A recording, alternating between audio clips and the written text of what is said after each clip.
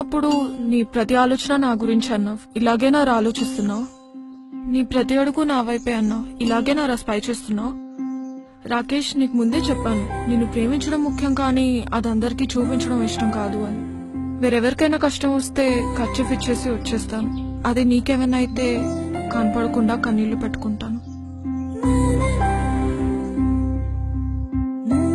వాడెవడో costly gifts ఇచ్చాడని నువ్వు అంతకంటే కాస్ట్లీ గిఫ్ట్స్ ఇవ్వాలని నేను అనుకోవట్లేదు.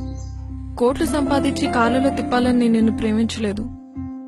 కళ్ళలో పెట్టుకుని చూసుకుంటావని ప్రేమించాను రాకేష్.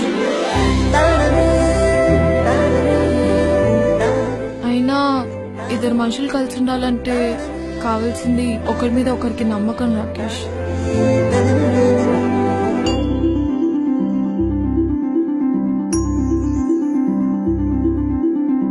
ఒక అబ్బాయికి బాగా తాగే అలవాటు ఉందని తెలుసు కూడా ఒక అమ్మాయి ఎందుకు ప్రేమిస్తుంది అంటే ఆ అబ్బాయితో అలవాటు మానిపించగలనన్న నమ్మకంతోనేగా.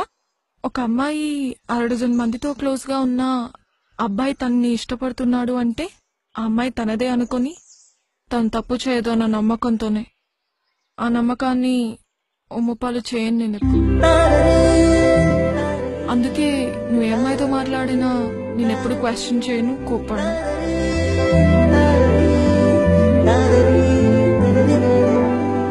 ఎందుకంటే ఒకరిని మనస్ఫూర్తిగా ఇష్టపడితే ఆ ఇష్టం జీవితాంతం ఉంటుంది. రే, నాకు ఒక విషయం చెప్పు. ఇప్పుడు మీ ఇంటికి చుట్టాలు వచ్చారని మీ అమ్మ వాళ్ళకి ఎక్కువ వడ్డిస్తే నీకంటే వాళ్ళు ఎక్కువనా? ఇక్కడ వీడు అంతే, వాడు నీకంటే ఎక్కువ ఎప్పటికీ కాలేడు. ఎక్కువ కాదు, అసలు వాడికి నీకు సంబంధమే లేదు.